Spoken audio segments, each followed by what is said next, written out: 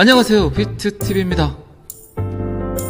오늘은 금요일입니다. 오늘만 또 원어책을 열심히 하시고 즐거운 주말 맞이하시기 바랍니다. 그런데 지금 장마이기 때문에 비가 많이 내렸죠. 항상 자연이 주는 것들은 고마움도 있지만 그 안에 위험성도 있죠. 뭐 코인도 비슷한 것 같습니다. 자, 여기서부터는 구독자분들에게만 노출이 되는 영상입니다. 구독, 좋아요 좀 눌러주시고요. 가격이 상승을 하면 고마운 도구일 수도 있지만 굉장히 위험한 자산군이라는 건 항상 인식하시기 바랍니다. 제가 이런 이야기를 하는 이유는 너무 몰빵하지 마시란 이야기입니다. 몰빵이란 표현이 좀 그런가요? 어쨌든 공중파 방송도 아니고 이 시기 저 시기 한 것도 아니니까 조금만 이해해 주시기 바랍니다. 자, 그리고 챗 GPT 이야기를 하면서 제가 NFT 이야기를 또 같이 했었죠.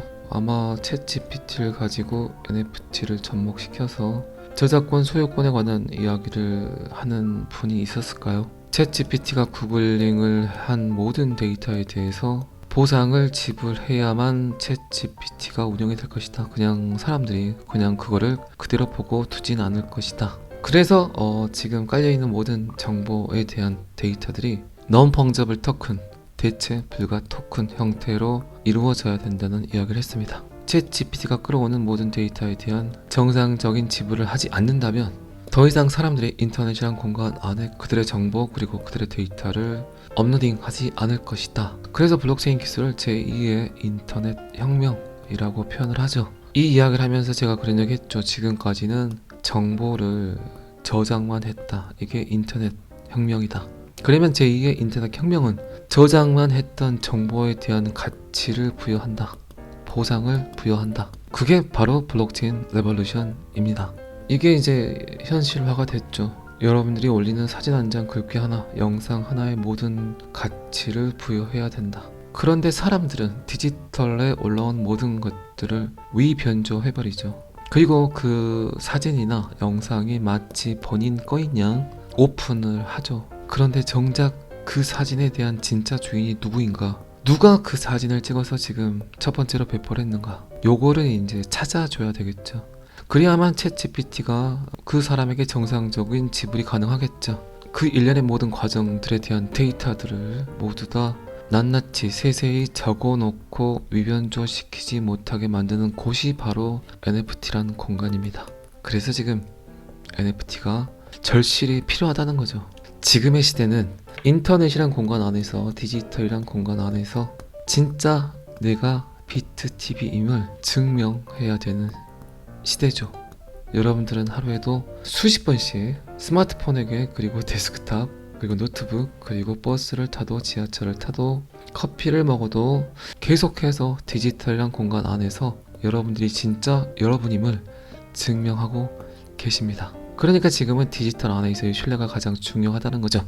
자, 이런 이야기를 제가 거의 몇 달 전부터 해왔었고, 이렇게 NFT화가 되어 있지 않은 정보들, 이런 행위들, 이런 보상을 정상적으로 지불하지 않는다면 챗 GPT가 갖고 올 수 있는 데이터는 백과사전이 한계일 겁니다. 이거는 뭐 사진, 영상, 정보뿐만 아니라 음원, 미술, 크리에이터가 창의적이고 생산적인 활동을 한 모든 부분에 대해서 그 행위들이, 그 보상이 이루어져야 되겠죠. 제가 좀 말이 길었습니다만 제가 말씀드린 대로 지금 챗 GPT 개발사 오픈AI 집단 소송에 직면했다.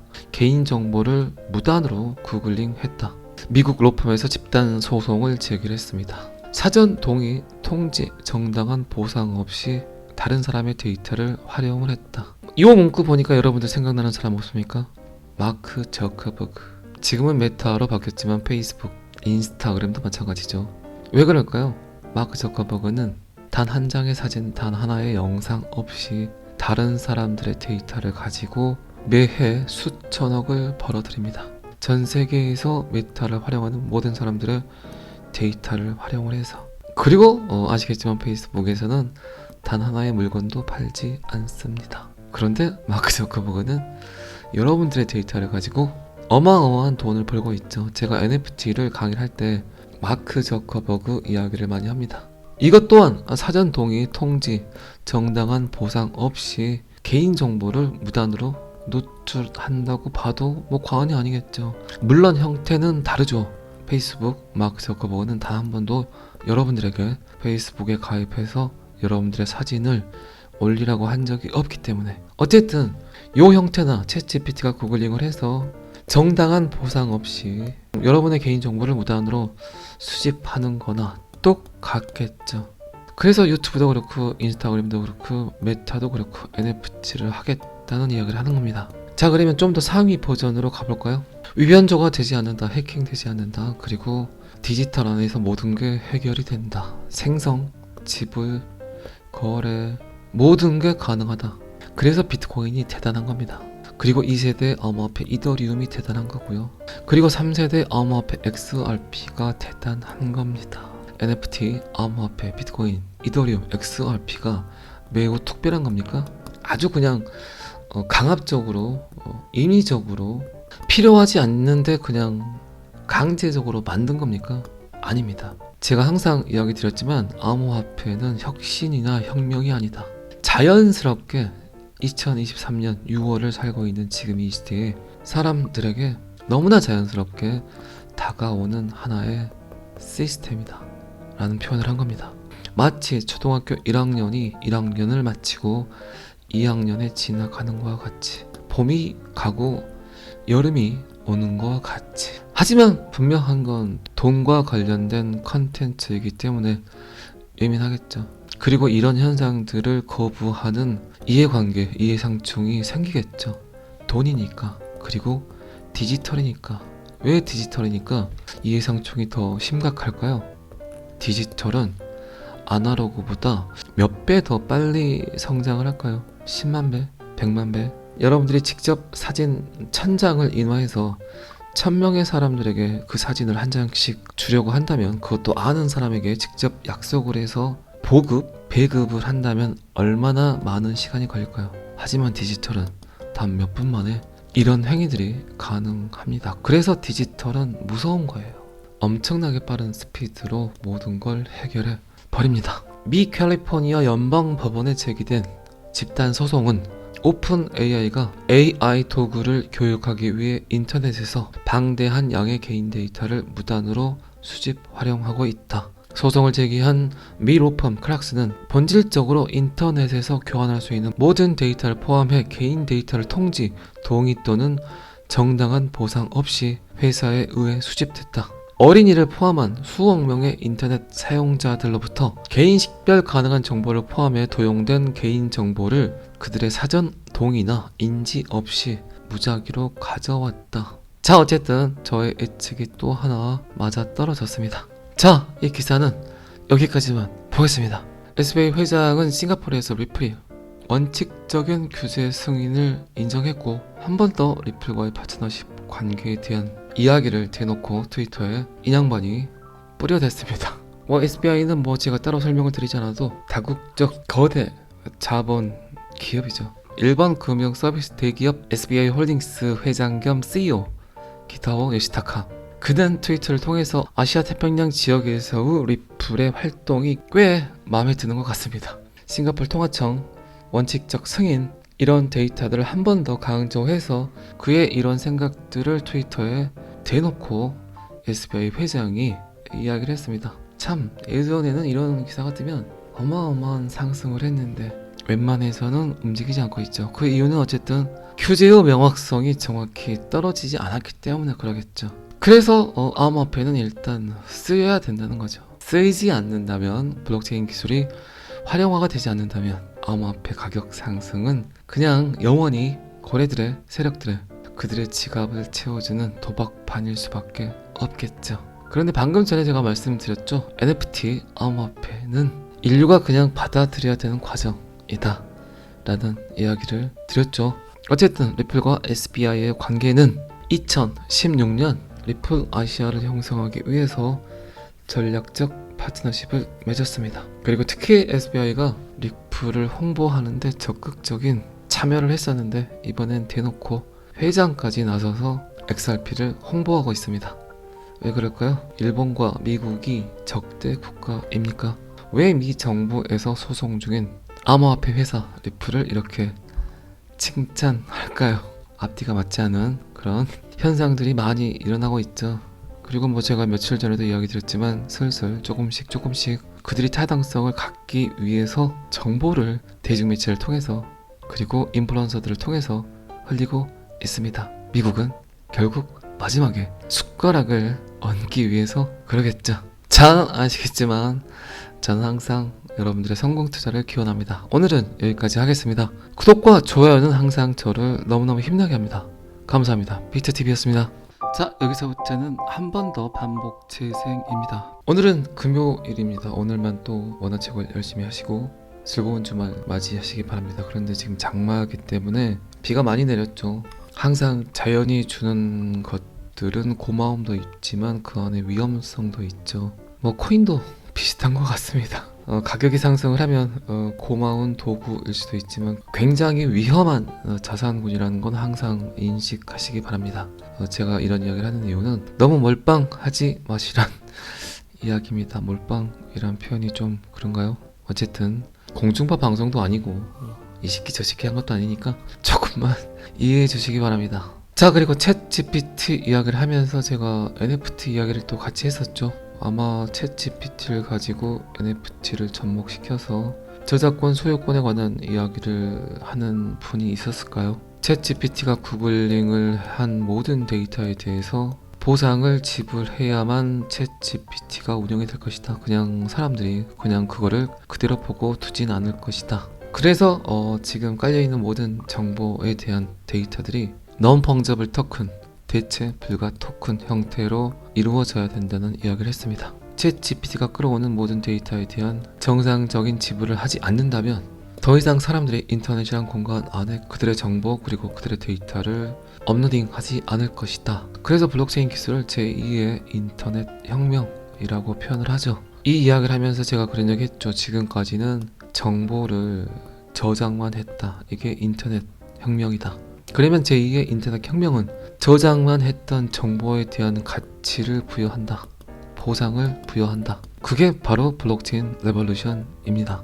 이게 이제 현실화가 됐죠. 여러분들이 올리는 사진 한 장, 글귀 하나, 영상 하나의 모든 가치를 부여해야 된다. 그런데 사람들은 디지털에 올라온 모든 것들을 위변조해버리죠. 그리고 그 사진이나 영상이 마치 본인 거인 양 오픈을 하죠. 그런데 정작 그 사진에 대한 진짜 주인이 누구인가? 누가 그 사진을 찍어서 지금 첫 번째로 배포를 했는가? 요거를 이제 찾아줘야 되겠죠. 그래야만 챗 GPT가 그 사람에게 정상적인 지불이 가능하겠죠. 그 일련의 모든 과정들에 대한 데이터들을 모두 다 낱낱이 세세히 적어놓고 위변조시키지 못하게 만드는 곳이 바로 NFT라는 공간입니다. 그래서 지금 NFT가 절실히 필요하다는 거죠. 지금의 시대는 인터넷이란 공간 안에서 디지털이란 공간 안에서 진짜 내가 비트TV임을 증명해야 되는 시대죠. 여러분들은 하루에도 수십 번씩 스마트폰에게 그리고 데스크탑 그리고 노트북 그리고 버스를 타도 지하철을 타도 커피를 먹어도 계속해서 디지털이란 공간 안에서 여러분들이 진짜 여러분임을 증명하고 계십니다. 그러니까 지금은 디지털 안에서의 신뢰가 가장 중요하다는 거죠. 자, 이런 이야기를 제가 거의 몇 달 전부터 해왔었고 이렇게 NFT화가 되어 있지 않은 정보들 이런 행위들, 이런 보상을 정상적으로 지불하지 않는다면 챗 GPT가 갖고 올 수 있는 데이터는 백과사전이 한계일 겁니다. 이거는 뭐 사진, 영상, 정보뿐만 아니라 음원, 미술, 크리에이터가 창의적이고 생산적인 활동을 한 모든 부분에 대해서 그 행위들이, 그 보상이 이루어져야 되겠죠. 제가 좀 말이 길었습니다만 제가 말씀드린 대로 지금 챗 GPT 개발사 오픈AI 집단 소송에 직면했다. 개인정보를 무단으로 구글링 했다. 미국 로펌에서 집단 소송을 제기했습니다. 사전 동의, 통지, 정당한 보상 없이 다른 사람의 데이터를 활용을 했다. 이 문구 보니까 여러분들 생각나는 사람 없습니까? 마크 저커버그. 지금은 메타로 바뀌었지만 페이스북, 인스타그램도 마찬가지죠. 왜 그럴까요? 마크 저커버그는 단 한 장의 사진, 단 하나의 영상 없이 다른 사람들의 데이터를 가지고 매해 수천억을 벌어들입니다. 전 세계에서 메타를 활용하는 모든 사람들의 데이터를 활용을 해서 그리고 아시겠지만 페이스북에서는 단 하나의 물건도 팔지 않습니다. 그런데 마크 저커버그는 여러분들의 데이터를 가지고 어마어마한 돈을 벌고 있죠. 제가 NFT를 강의를 할 때 마크 저커버그 이야기를 많이 합니다. 이것 또한 사전 동의, 통지, 정당한 보상 없이 개인정보를 무단으로 노출한다고 봐도 뭐 과언이 아니겠죠. 물론 형태는 다르죠. 페이스북 마크 저커버그는 단 한 번도 여러분들에게 페이스북에 가입해서 여러분들의 사진을 올리라고 한 적이 없기 때문에 어쨌든 요 형태나 챗GPT가 구글링을 해서 정당한 보상 없이 여러분의 개인정보를 무단으로 수집하는 거나 똑같겠죠.